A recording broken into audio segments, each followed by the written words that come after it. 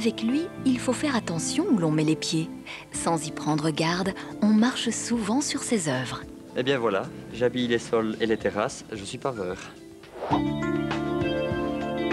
Donc le paveur au départ, c'est vrai que c'est peut-être la personne qui pave sur les routes comme tout le monde peut l'entendre. Mais à l'heure actuelle, je vais dire, ça a évolué. Et alors on est rentré, je vais dire, dans des pavés de couleurs avec des différents motifs, des différentes tailles. Et on aménage, je veux dire, vraiment tout ce qui est terrasse, allée, etc. avec différents croquis. Avec le temps, c'est un métier qui est devenu varié et intéressant. Tout a commencé, je vais dire, par l'amour du jardin, des aménagements extérieurs. Et alors, bon, le pavage est devenu quelque chose que j'appréciais vraiment. Vu que la demande était là et qu'on s'y est vraiment bien plu, on s'y est perfectionné et on réalise ce genre de travaux à 80% à l'heure actuelle. Donc après les études, j'ai fait une formation d'1 an. J'allais 4 jours sur chantier et 1 jour par semaine à l'école.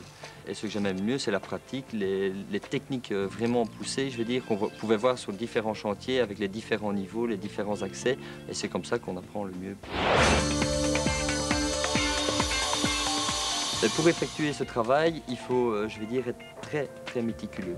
Celui qui est précis et qui aime un travail d'extérieur, c'est quelque chose qui va lui convenir. Si j'avais un conseil à donner à un jeune, ce serait de faire une formation vraiment avec quelqu'un de qualifié qui pourrait lui apprendre toutes les ficelles du métier, et c'est là qu'il apprendra vraiment le mieux son métier.